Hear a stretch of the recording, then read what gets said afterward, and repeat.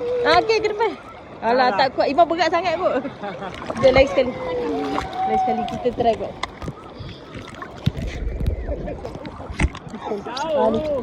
Okey, ready Satu. Sekejap, belum lagi.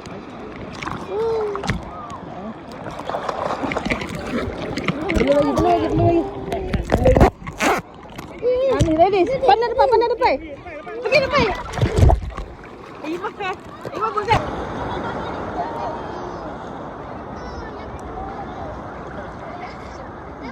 Ni melang.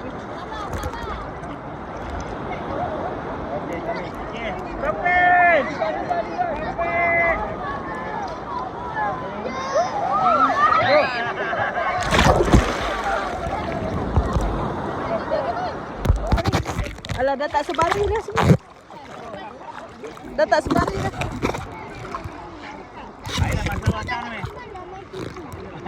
Dah makin jauh dah ni. Ombak dah kat depan dia boleh jadi.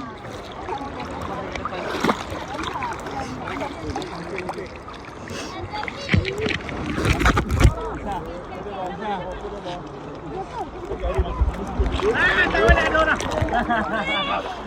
Lain sekali. Patah balik.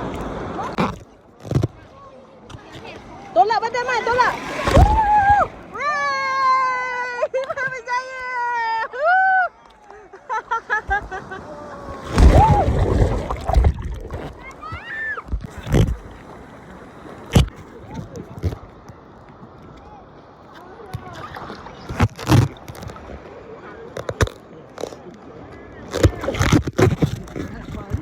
Iman, air Man. Iman. Kejap ni tak sempat.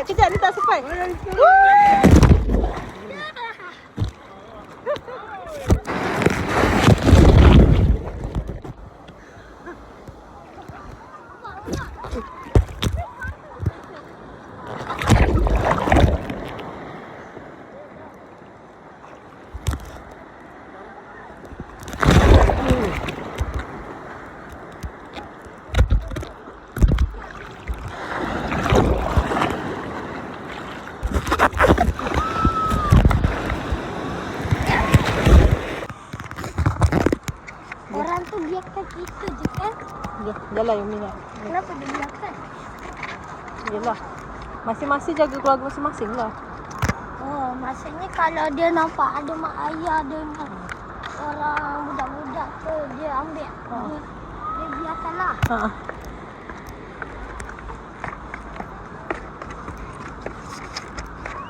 Iman. Dia kakak gambar kat sana lah.